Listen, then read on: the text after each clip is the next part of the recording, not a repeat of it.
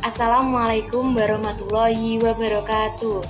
Perkenalkan, nama saya Friska Febriani Rakatiwi, NIM 21402135 dari kelas C semester 3, mata kuliah Fikih Muamalah, Prodi Perbankan Syariah, Fakultas Ekonomi dan Bisnis Islam. Di sini saya akan memaparkan materi bab 1 sampai bab 6 guna melaksanakan ujian tengah semester dengan dosen pengampu Bapak Ali Nurofik. 1. Akad jual beli al-bai dan khiyar. A. Pengertian. Jual beli adalah kegiatan antara pihak penjual menyerahkan barang yang ia jual kepada pembeli dengan membayarkan barang tersebut sesuai dengan persetujuan kedua belah pihak. B. Landasan hukum jual beli dalam Islam. Hadis riwayat Imam Ahmad mengatakan bahwa Rasulullah pernah berkata, "Hendaklah kamu berdagang, karena di dalamnya terdapat 90% pintu rezeki. Sesungguhnya sebaik-baiknya usaha adalah perdagangan." Hadis riwayat Baihaqi. C. Syarat jual beli. 1. Transaksi jual beli dilakukan atas keriduan dan kesukarelaan kedua belah pihak. 2. Objek jual beli bukan milik orang lain. 3. Transaksi jual beli dilakukan secara jujur. Dan 4. Transaksi jual beli adalah barang halal. D. Rukun jual beli. 1. Ada penjual. 2. Ada pembeli. 3. Ada uang. 4. Ada barang. 5. Terdapat ijab qabul. E. Macam-macam jual beli yang harus dibatalkan menurut Islam, yaitu 1. Jual beli barang yang diharamkan. 2. Jual beli sperma hewan. 3. Jual beli dengan perantara atau al-wasilat. 4. Jual beli anak binatang yang masih berada di perut induknya. 5. Jual beli muhakolah atau bakolah tanah. 6. Jual beli muhadorah. 7. Jual beli muasamah. 8. Jual beli dengan munasbazah. 9. Jual beli muzabanah. F. Pengertian khiyar. Khiyar adalah hak yang dimiliki seseorang yang melakukan perjanjian jual beli untuk menentukan pilihan antara meneruskan perjanjian atau membatalkannya. G. Syarat-syarat khiyar. 1. Barang yang dikhiarkan hendaknya jelas. 2. Barang yang dikhiarkan hendaknya ditentukan harganya. Dan 3. Pembeli harus melihat barang yang dikhiarkan. H. Rukun khiyar. 1. Adanya penjual dan pembeli atau pelaku khiyar. 2. Adanya barang yang dikhiarkan. 3. Adanya alat pembayaran. Dan 4. Sikat atau lafaz akad yang jelas. 2. Riba. A. Pengertian riba. Riba adalah pengambilan tambahan baik dalam transaksi jual beli maupun pinjam-meminjam secara batil atau bertentangan dengan prinsip syara dan dapat memberatkan salah satu pihak. B. Landasan hukum pelanggaran riba. Telah menceritakan kepada kami Abdurrahman bin Abdullah bin Maksud dari ayahnya. Ia berkata, Rasulullah SAW melaknat orang yang makan riba, orang yang memberi makan riba, dan saksinya dan penerusnya. Hadis riwayat Abu Daud. C. Pembagian riba. 1. Riba dalam utang piutang ada 2, yaitu riba khorat dan riba jahiliyah. 2. Riba dalam jual beli ada 2, yaitu riba fadl dan riba nasi'ah.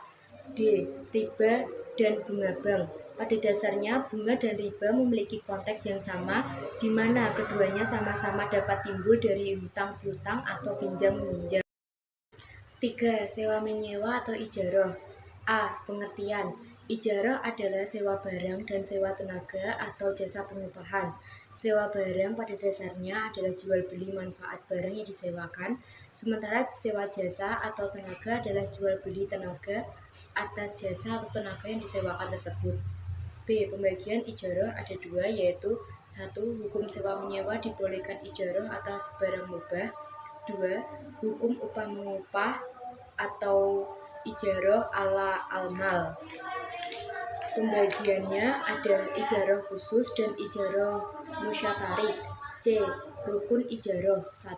Akid atau orang berakat, yaitu mujir dan mustajir. 2. Sigat akad. 3. Ujroh atau upah. 4. Manfaat. D. Syarat. 1. Kedua orang yang berakad harus balik dan berakal. 2. Menyatakan kerelaannya untuk melakukan akad ijarah. 3. Manfaat yang menjadi objek ijarah harus diketahui secara sempurna. 4. Objek ijarah boleh diserahkan dan dipergunakan secara langsung dan tidak bercacat. 5. Manfaat dari objek yang diijarahkan harus yang dibolehkan oleh agama. Dan 6. Upah atau sewa dalam akad harus jelas dan sesuatu yang berharga atau dapat dihargai. 4. Akad jualah. A. Pengertian. Akad jualah adalah upah atau hadiah yang diberikan kepada seseorang sebab orang tersebut mengerjakan atau melaksanakan sesuatu pekerjaan tertentu. B. Dasar hukum. Mereka menjawab, kami kehilangan pela raja, dan siapa yang dapat mengembalikannya akan memperoleh bahan makanan seberat beban unta dan aku jamin itu. Pada Quran Surat Yusuf ayat 72. Ayat ini menceritakan Nabi Yusuf dan saudara-saudaranya yang menerima tawaran berupa akad berjualah, yaitu sayembara mengembalikan mahkota raja yang hilang, sehingga akad tersebut merupakan syariat Nabi sebelum kita syar'u man qoblana. C. Rukun. 1. Lafadz atau akad. 2. Orang yang memberi upah atau menjanjikan upah ialah orang yang kehilangan atau orang lain. 3. Pekerjaan. 4. Upah atau komisi dilimpahkan saat pekerjaan yang diberikan jail telah selesai. D. Syarat. 1. Sebagai jail harus cakap hukum.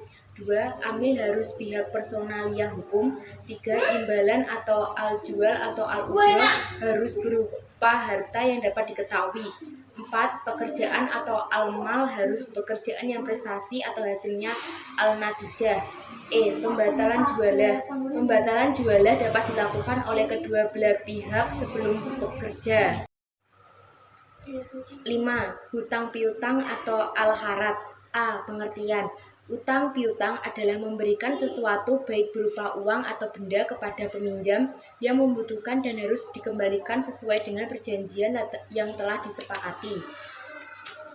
B. Landasan hukum. Barang siapa menghutangkan karena Allah Subhanahu wa taala dengan hutang yang baik, maka Allah Subhanahu wa taala akan melipat gandakan pinjaman itu untuknya dan ia akan memperoleh pahala yang banyak.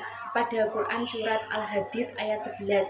Ayat di atas menggambarkan bahwa Allah mendorong agar umat Islam berlomba-lomba dalam hal kebaikan, terutama dalam hal menafkahkan hartanya di jalan Allah Subhanahu wa taala. C. Rukun. 1. Rukun hutang piutang berdasarkan pendapat Syahrul Islam Abi Zakaria Al-Ansyari yaitu 1. Akhid, 2. Ma'khud alayah, 3. Zigat al-akhad. 2. Adapun rukun hutang piutang berdasarkan pendapat Muhammad Yazid Al-Fadi sebagai berikut. 1. Mukhrid, 2. Muqtarid, 3. Muqtarat, 5. Zigat. D. Syarat.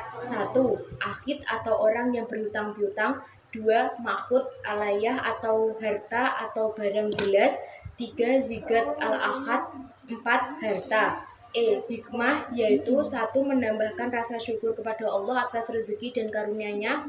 2. Memupuk sifat peduli dan empati kepada orang yang membutuhkan. Dan 3. Menumbuhkan rasa solidaritas sesama manusia.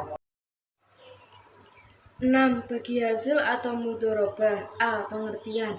Mudharabah merupakan akad kerjasama usaha antara dua pihak di mana pihak pertama atau pemilik dana menyediakan seluruh dana, sedangkan pihak kedua atau pengelola dana bertindak selaku pengelola dan keuntungan usaha dibagi di antara mereka sesuai kesepakatan, sedangkan kerugian finansialnya hanya ditanggung oleh pengelola dana. B. Dasar hukum. Dari Sohi bin Su'aib Rasulullah anhu bahwa Rasulullah SAW bersabda, 3 hal yang di dalamnya terdapat kebekatan, yaitu jual beli tidak secara tangguh, mukarodah atau mudharabah, dan mencampur adukan seluruh tepung untuk keperluan rumah bukan untuk dijual. Hadis riwayat Ibnu Majah nomor 2280 kitab At-Tirajah. C. Rukun. 1. Pelaku, 2.